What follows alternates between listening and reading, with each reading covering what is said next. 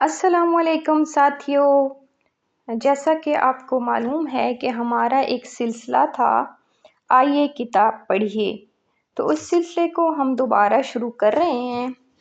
تو آئیے چل کر پڑھتے ہیں آج کی کہانی۔ آج کی کہانی کا نام ہے بے فکری۔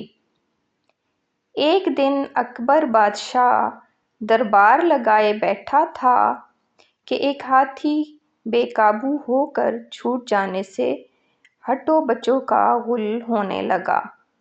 بادشاہ نے کھڑکی کی طرف منہ کیا تو کیا دیکھتا ہے کہ ایک نوجوان نے دوڑتے ہوئے ہاتھی کی دم پکڑ کر اسے فوراً روک لیا ہے۔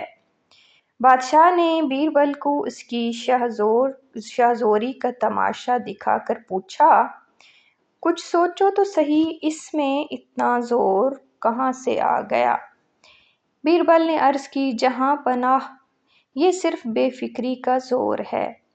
بادشاہ کو وزیر کی اس بات پر تعجب ہوا کہ بے فکری سے اتنی قوت کیوں کر آ گئی۔ بیربل نے فوراً شاہ زور جوان کو دربار میں بلوا کر کہا، جہاں پناہ، تمہاری شاہ زوری دیکھ کر بہت خوش ہوئے۔ آج سے 1 روپیہ روزانہ تمہیں تنخواہ ملا کرے گی اور کام صرف یہ ہے کہ شہر کے باہر فلاں خانقاہ پر ٹھیک شام کے وقت چراغ جلا آیا کرو۔ لیکن یاد رہے کہ اگر ایک دن بھی وقت سے آگے پیچھے پہنچو گے تو پھانسی دے دی جائے گی۔ نوجوان سن کر آداب بجا لایا اور ہدایت کے مطابق ہر روز خانقاہ پر چراغ جلانے لگا۔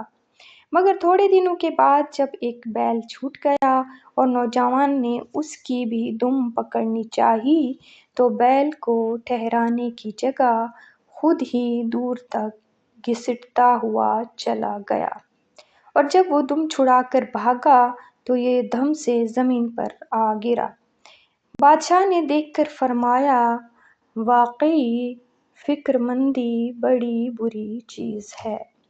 امید ہے آپ کو اس کہانی سے بہت کچھ سیکھنے کو ملا ہوگا، اور اردو کی پریکٹس بھی کریں ہمارے ساتھ ساتھ، اور کمنٹ میں بتائیں کہانی آپ کو کیسی لگی تاکہ آپ کے لیے اور کہانیاں لاتے رہیں۔ شیئر کریں دوستوں کے ساتھ۔ اللہ حافظ، شکریہ۔